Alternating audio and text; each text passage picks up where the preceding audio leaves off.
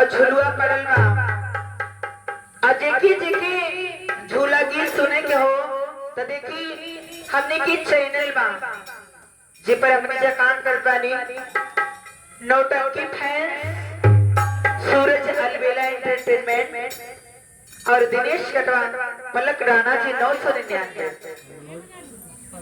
और आप लोग देखिए इस चैनल को लाइक सब्सक्राइब कीजिए और अच्छे अच्छे गीत आप लोग सुनिएगा। पलक राणा आजमगढ़। तो इस झूला चलत वाले झूला में सावन में कैसे राधिका जी कहत बाड़ी हो, कैसे हो कैसे कहते हो।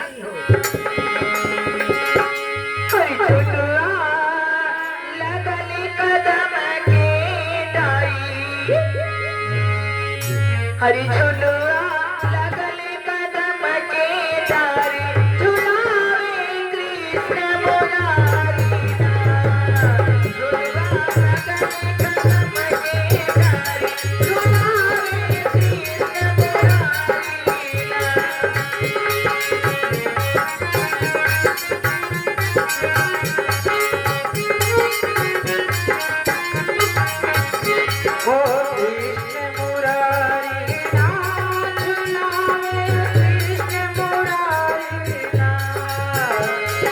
झुलुआ लगल कदम के डारी, झुलावे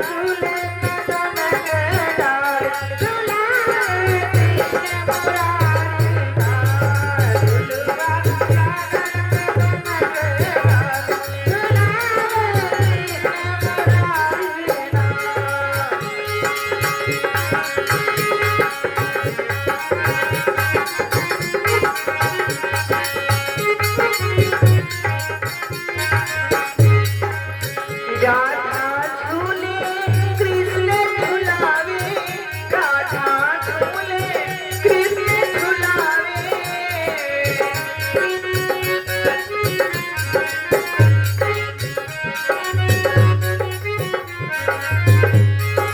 मुरारी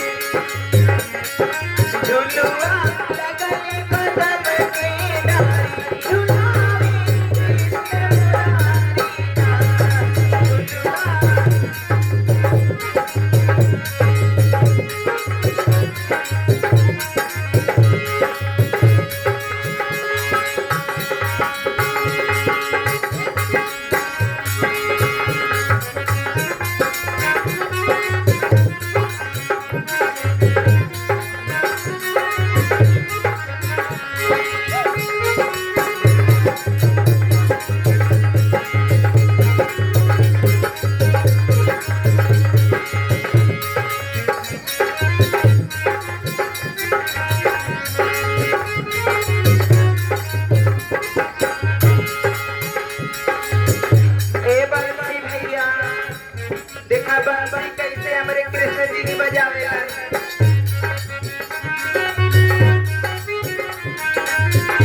अब देखिए कि अगर पारी आ गया ना हो, कृष्ण